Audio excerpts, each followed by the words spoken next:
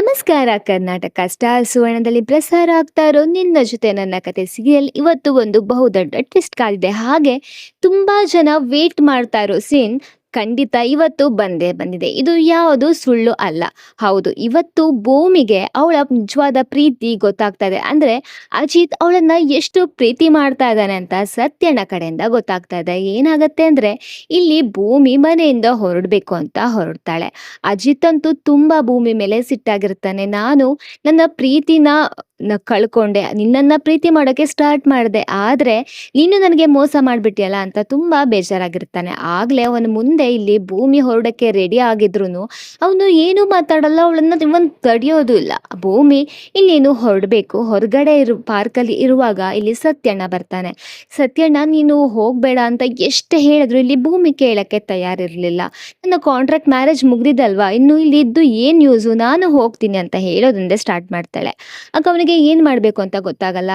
ನಾನ್ ಹೇಳಿದ್ ನಿನಗೆ ಅರ್ಥ ಆಗ್ತಾ ಇಲ್ವಲ್ಲ, ಇವಾಗ ಒಂದು ಟ್ರಂಕ್ ಇದೆ ಅಲ್ವಾ, ಅದನ್ನ ಓಪನ್ ಮಾಡೋದ್ರಲ್ಲಿ ನಿನಗೆ ಏನೋ ಸಿಗತ್ತೆ ಅಂತ ಹೇಳ್ದಾಗ ಅಲ್ಲಿ ಒಂದು ಲೆಟರ್ ಸಿಗತ್ತೆ. ಲೆಟರಲ್ಲಿ ಏನಿರತ್ತೆ ಅಂದ್ರೆ ಅಜಿತ್ ತನ್ನ ಪ್ರೀತಿನ ಹೇಳಿರೋದು ಇರತ್ತೆ. ಇದನ್ನ ನೋಡಿ ಭೂಮಿಗೆ ತುಂಬಾನೇ ಖುಷಿ ಆಗತ್ತೆ. ಏನೋ ಅಜಿತ್ ಸಾಹೇಬ್ರು ನನ್ನ ಪ್ರೀತಿ ಮಾಡ್ತಾ ಇದಾರ, ನನಗೆ ನಂಬಕ್ಕೆ ಆಗ್ತಲ್ಲ ಅಂತ ಹೇಳಿದಾಗ ನೀನು ನಂಬಲೇಬೇಕು ಭೂಮಿ, ಯಾಕೆಂದ್ರೆ ಇದು ಅಜಿತ್ ಬರ್ದಿರೋ ಲೆಟರ್ ಅಂತ ಹೇಳಿದಾಗ ಇಲ್ಲಿ ತುಂಬಾನೇ ಖುಷಿ ಆಗತ್ತೆ. ಹಾಗಿದ್ರೆ ಭೂಮಿ ನಿರ್ಧಾರ ಏನು ಅಂತ ಮುಂದಿನ ವಿಡಿಯೋದಲ್ಲಿ ನೋಡೋಣ ಬನ್ನಿ. ಸರಿ, ಇವತ್ತಿನ ಎಪಿಸೋಡ್ ಅಲ್ಲಿ ಏನೇನಾಗತ್ತೆ ಅಂತ ಕ್ಲಿಯರ್ ಆಗಿ ಹೇಳಿದೀನಿ. ವಿಡಿಯೋ ಕೊನೆ ತನಕನೂ ನೋಡಿ, ಯಾಕೆಂದ್ರೆ ವಿಡಿಯೋ ಅಷ್ಟೊಂದು ಇಂಟ್ರೆಸ್ಟಿಂಗ್ ಆಗಿದೆ. ಕತೆ ಆರಂಭದಲ್ಲೇ ಒಂದು ದೊಡ್ಡ ಶಾಕಿಂಗ್ ಸತ್ಯ ಹೊರಬರುತ್ತೆ. ಶಾರದಮ್ಮ ಮನೆಗೆ ಬಂದ ಹೊಸದ್ರಲ್ಲಿ ಅವರು ಬಟ್ಟೆ ಬದಲಾಯಿಸುವಾಗ ಸಹಾಯ ಮಾಡುವ ನೆಪದಲ್ಲಿ ಆ ಭೀಕರ ಗುಂಡಿನ ಗುರುತು ಕಣ್ಣಿಗೆ ಬಿದ್ದಿರುತ್ತೆ ಭೂಮಿಗೆ. ಅದನ್ನ ಮನೆಯವ್ರ ಹತ್ರ ಹೇಳಿದಾಗ ಅಜಿತ್ ತುಂಬಾನೇ ಸಿಟ್ ಮಾಡ್ತಾನೆ. ದೊಡ್ಡ ಶರ್ಲಕ್ ಹೋಮ್ಸ್ ನೀನು, ಶಾರದಮ್ಮ ಸರಿ ಹೋಗ್ಬೇಕು ಅಂತ ನಾನು ಅಷ್ಟೆಲ್ಲ ತಲೆ ಕೆಡಿಸ್ಕೊಂಡು ಕೂತಿದ್ದೀನಿ. ಈ ತರದ ಒಂದೇ ಒಂದು ಏನಾದ್ರೂ ಲೀಡ್ ಸಿಕ್ಕಿದ್ರೆ ಅದನ್ನ ತಂದು ನನಗೆ ಇನ್ಫಾರ್ಮ್ ಮಾಡ್ಬೇಕು ಅನ್ನೋ ಕನಿಷ್ಠ ಜ್ಞಾನ ಕೂಡ ಇಲ್ವಾ ನಿನಗೆ? ಏನಾದ್ರೂ ಎಡ್ಬಟ್ ಮಾಡು ಅಂದ್ರೆ ಸಾಕು. ಭೂಮಿಗೆ ತುಂಬಾನೇ ಬೈತಾ ಇರ್ತಾನೆ. ಅಷ್ಟರಲ್ಲಿಗೆ ಡಾಕ್ಟರ್ ಬರ್ತಾರೆ. ಡಾಕ್ಟರ್ ಬಂದ್ರ ಏನೇನಾಯ್ತು ಅಂತ ಎಲ್ಲದನ್ನು ಎಕ್ಸ್ಪ್ಲೇನ್ ಮಾಡ್ತಾರೆ. ಹೌದು, ಇವಾಗ ನಾನು ಚೆಕ್ ಮಾಡಿ ಬಂದೆ, ಶಾರದಾ ಅವರಿಗೆ ಏನೋ ಗುಂಡು ತಗಲಿದೆ ಅಂತ ಅನ್ಸುತ್ತೆ. ಅವರಿಗೆ ಎಡಭಾಗದಲ್ಲಿ ಗುಂಡಿನ ಮಾರ್ಕ್ ಇದೆ. ಯಾರೋ ದುಷ್ಕರ್ಮಿಗಳು ಅವರಿಗೆ ಶೂಟ್ ಮಾಡಿದ್ದಾರೆ ಅಂತ ಅನ್ಸುತ್ತೆ. ಎಷ್ಟೋ ವರ್ಷಗಳು ಕಳೆದು ಹೋಗಿದ್ರು ಆ ಕರಾಳ ನೆನಪು ಮಾತ್ರ ಶಾರದಾ ಮನಸ್ಸಿಂದ ಇನ್ನೂ ಮರೆಯಾಗಿಲ್ಲ. ಅದು ಅವರನ್ನ ಇವತ್ತಿಗೂ ಕಾಡ್ತಾನೆ ಇದೆ. ಅದಕ್ಕೆ ನಿಮ್ಮ ಕೈಲಿದ್ದ ಗನ್ ನೋಡಿ ತಕ್ಷಣ ಅವರು ಹಳೆ ನೆನಪಿಗೆ ಜಾರಿದ್ರು.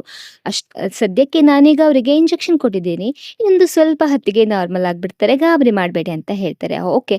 ಡಾಕ್ಟರ್ ನಂತರ ಭೂಮಿ, ನಿಮಗೆ ಮದ್ವೆ ಆಗಿ 1 ವರ್ಷ ಆಯ್ತಲ್ವಾ, ಏನು ಗುಡ್ ನ್ಯೂಸ್ ಇಲ್ಲ, ಫ್ಯಾಮಿಲಿ ಪ್ಲಾನಿಂಗ್ ಎಲ್ಲ ಸುಮ್ಮನೆ ಮಾಡಬೇಡಿ, ವಯಸ್ಸಾದ್ರೆ ತುಂಬಾ ಕಷ್ಟ ಆಗುತ್ತೆ ಮಕ್ಳಾಗೋದು, ಇವಾಗ್ಲೇ ಮಾಡ್ಕೊಂಬಿಡಿ ಅಂತ ಹೇಳ್ತಾರೆ. ಆಗ ಇಲ್ಲಿ ಭೂಮಿ ಮತ್ತೆ ಅಜಿತ್ಗೆ ನೋಡ್ಕೊಂಡು ತುಂಬಾನೇ ಬೇಜಾರಾಗತ್ತೆ. ಆಗ ರಾಮ್ ಅವರು ಪರಿಸ್ಥಿತಿನ ಚೇಂಜ್ ಮಾಡಕ್ಕೆ ಬನ್ನಿ ಡಾಕ್ಟರ್, ನಿಮ್ಮನ್ನ ಹೊರಗಡೆ ಬಿಟ್ಟು ಬರ್ತೀನಿ ಅಂತ ಕರ್ಕೊಂಡು ಹೋಗ್ತಾರೆ.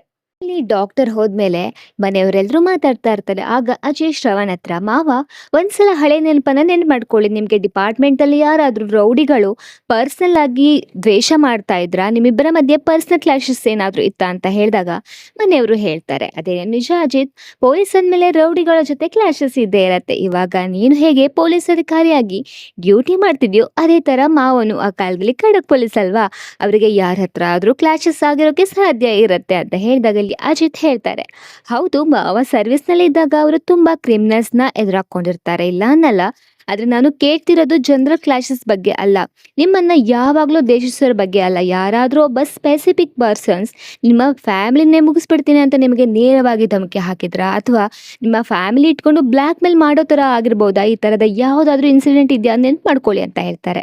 ರಾಮ್ ಅವರು ಹೇಳ್ತಾರೆ, ಖಂಡಿತ ಇದೇ ಈ ತರ ಇದ್ದಿರತ್ತೆ, ಯಾಕಂದ್ರೆ ಹೆಣ್ಮಕ್ಳು ಅಂತಾನು ನೋಡ್ದೆ ಅಷ್ಟೊಂದು ಕ್ರೂರವಾಗಿ ಗುಂಡು ಹಾರಿಸಿದ್ದಾರೆ ಅಂದ್ರೆ ಆಗ ಶ್ರವಣ್ ಮೇಲೆ ರೌಡಿಗಳಿಗೆ ಎಷ್ಟರ ಮಟ್ಟಿಗೆ ದ್ವೇಷ ಇರಬಾರ್ದು ಹೇಳೋ. ಅದನ್ನೇ ನಾನು ಆಗ್ಲಿಂದನೂ ಕೂತು ಯೋಚನೆ ಮಾಡ್ತಾ ಇರೋದು, ಆದ್ರೆ ಏನ್ ಮಾಡೋದು, ನನಗೆ ಈಗ ಸರಿಯಾಗಿ ಏನು ನೆನಪಾಗ್ತಿಲ್ಲ ಕಣೋ ಅಂತ ಹೇಳ್ತಾರೆ. ಈ ಕಡೆ ಅಜಿತ್, ಒಂದು ಹಿಂಟ್, ಒಂದು ಸಣ್ಣ ಲೀಡ್ ಸಿಗ್ಲಿ ಅಪ್ಪ ನನಗೆ, ಆ ನೀಚ ಕೆಲಸದ ಹಿಂದೆ ಯಾರೇ ಇರ್ಲಿ, ಎಷ್ಟು ದೊಡ್ಡ ಕೈವಾಡ ಇದ್ರು ಇವ್ರನ್ನ ಎಳ್ಕೊಂಡ್ಬಂದು ಕಂಬಿ ಹಿಂದೆ ನಿಲ್ಸದೆ ನಾನ್ ಬಿಡಲ್ಲ ಅಂತ ಹೇಳ್ತಾನೆ.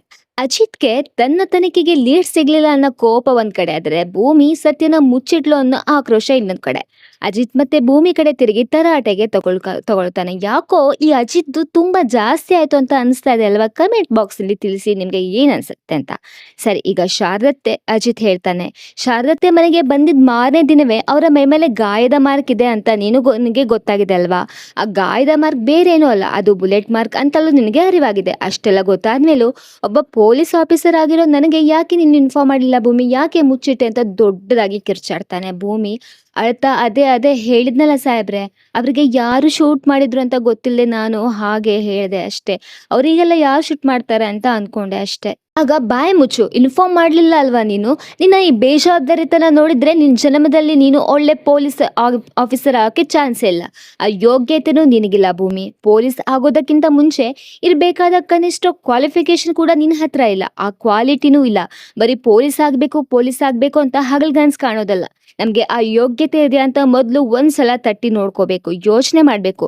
ವರ್ಷಕ್ಕೆ ಲಕ್ಷಾಂತರ ಜನ ಪೊಲೀಸ್ ಆಗ್ಬೇಕು ಅಂತ ಸಿಟಿಗೆ ಬರ್ತಾರೆ, ಆದ್ರೆ ಸೆಲೆಕ್ಟ್ ಆಗೋದು ಕೇವಲ ಕೆಲವು ಜನ ಮಾತ್ರ. ಆ ಸೆಲೆಕ್ಟ್ ಆಗೋ ಕೆಲವರಿಗೆ ಮಾತ್ರ ಆ ಯೋಗ್ಯತೆ ಅನ್ನೋದು ಇರುತ್ತೆ, ನಿಂತರ ಅಲ್ಲ ಅಂತ ದೊಡ್ಡದಾಗಿ ಕೂಗ್ತಾನೆ. ಅಜ್ಜಿ ತುಂಬಾನೇ ಸಿಟ್ಟಿಂದ ಕೂಗ್ತಾ ಇರುವಾಗ ಅಜ್ಜಿ ಮಧ್ಯೆ ಪ್ರವೇಶ ಮಾಡ್ತಾರೆ.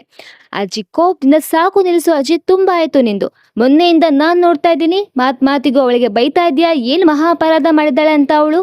ಆಗ ಅಜ್ಜಿ ಸ್ವಲ್ಪ ತಣ್ಣಗಾಗ್ತಾನೆ. ಅಜ್ಜಿ, ನಾನ್ ಹೇಳಿರೋದು ನಿಮ್ಗೆ ಅರ್ಥನೇ ಆಗ್ತಲ್ಲ, ಅವಳು ಮಾಡಿರೋದು ಸಣ್ಣ ತಪ್ಪಲ್ಲ ಅಂತ ಹೇಳಿದಾಗ ಅಜ್ಜಿ, ಭೂಮಿ ಅವನ ಮಾತನ್ನ ನೀನೇನು ಮನ್ಸಿಗೆ ತಗೋಬೇಡ, ಬಿಡು ಅವನ್ನ ಅಂತ ಹೇಳ್ತಾರೆ. ಆಗ ಮನೆಯವರೆಲ್ಲ ಅಜ್ಜಿನ ಸಮಾಧಾನ ಮಾಡ್ತಾ, ಅಜ್ಜಿ ಅವನು ಹೇಳಿರೋದ್ರಲ್ಲಿ ತಪ್ಪೇನಿದೆ ಹೇಳಿ?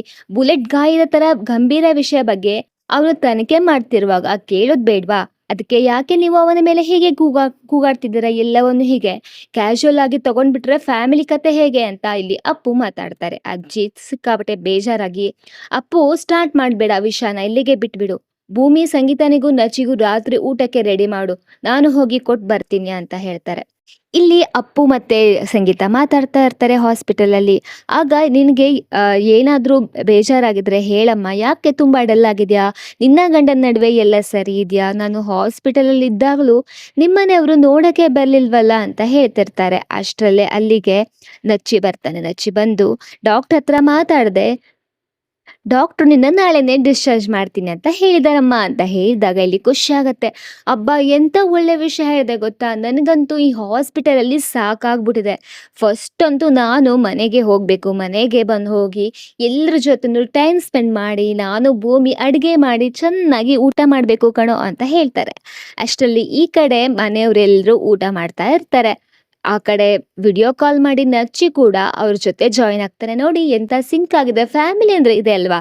ನೀವು ಊಟ ಮಾಡ್ತಾ ಇದ್ದೀರಾ, ನಾವು ಊಟ ಮಾಡ್ತಿದ್ದೀವಿ ಅಂತ ಮಾತಾಡ್ಕೊಂಡು ಹೇಳ್ತಾ ಇರ್ತಾರೆ. ಅಷ್ಟರಲ್ಲೇ ಅಲ್ಲಿಗೆ ಸತ್ಯಣ್ಣ ಬರ್ತಾರೆ. ಆಗ ಸತ್ಯಣ್ಣ ಅಜಿತ್ ಹತ್ರ, ಅಜಿತ್ ನೀನು ಒಂದು ವಿಷಯ ಮರ್ತು ಬಿಟ್ಟಿದ್ಯಾ ಅಂತ ಹೇಳ್ತಾರೆ. ಆಗ ಏನು ಅಂತ ಕೇಳಿದಾಗ, ನೀನ್ ಯಾವಾಗ್ಲೂ ಊಟ ಮಾಡೋದು ಫಸ್ಟ್ ತುತ್ತು ಭೂಮಿಗೆ ಕೊಟ್ಟೆ ಅಲ್ವಾ, ಇವತ್ತ್ಯಾಕೆ ಕೊಡ್ತಾ ಇಲ್ಲ ಅಂತ ಹೇಳ್ತಾನೆ. ಆಗ ಇಲ್ಲಿ ಅಜಿತ್ ಏನು ಮಾತಾಡಲ್ಲ. ಮನೆಯವ್ರು ಕೂಡ ಹೌದು ಕಣೋ ಕೊಡು ಅಂತ ಹೇಳಿ ಒತ್ತಾಯ ಮಾಡ್ತಾರೆ. ಆಗ ಅಜಿತ್ ಏನ್ ಮಾಡ್ಬೇಕು ಅಂತ ಗೊತ್ತಾಗದೆ ಭೂಮಿಗೆ ಒಂದ್ ತುತ್ತನ್ನ ಕೊಡ್ತಾನೆ.